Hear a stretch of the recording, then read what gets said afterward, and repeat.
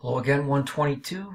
We've discussed how the Tsar had been overthrown in March of 1917, and we've seen how the Bolsheviks came to power in a previous video. So now what political and economic changes are going to occur in the Soviet Union under communist rule from 1918 to 1938.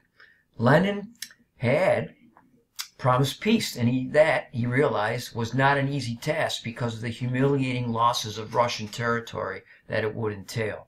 There was no real choice, however.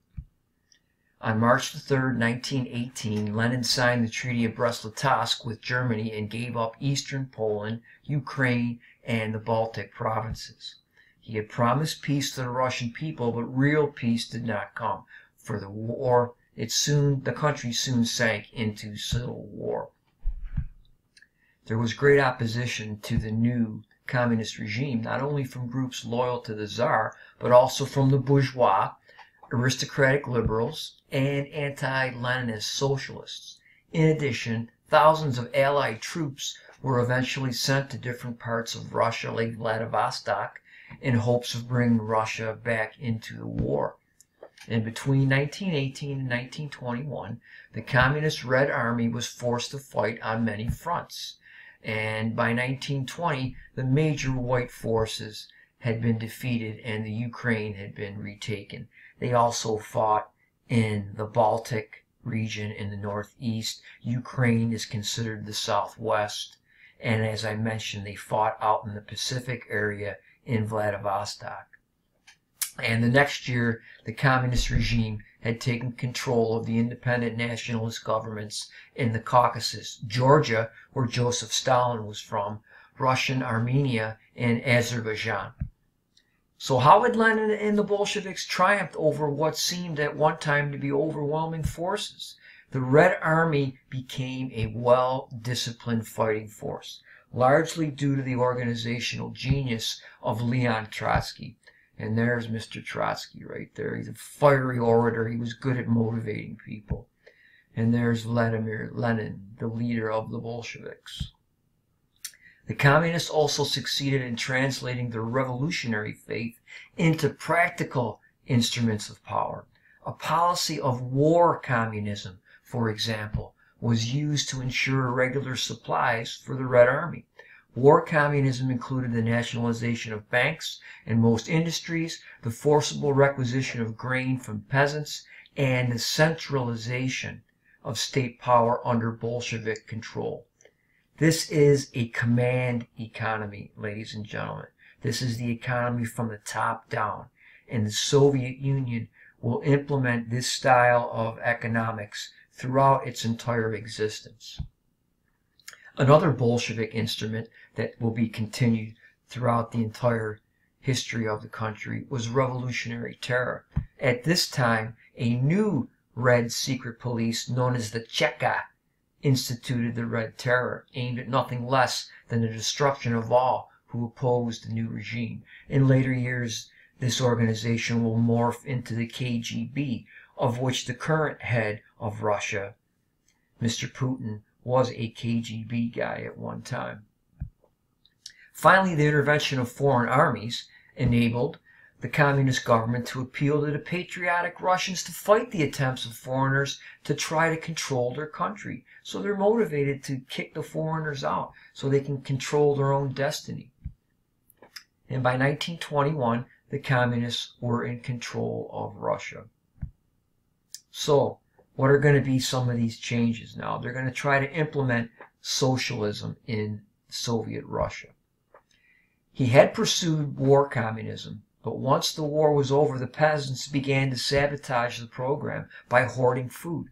Added to this problem was drought, which caused a great famine between 1920 and 1922 that claimed as many as 5 million lives. An industrial collapse paralleled the agricultural disaster. By 1921, industrial output was only 20% of its 1913 levels.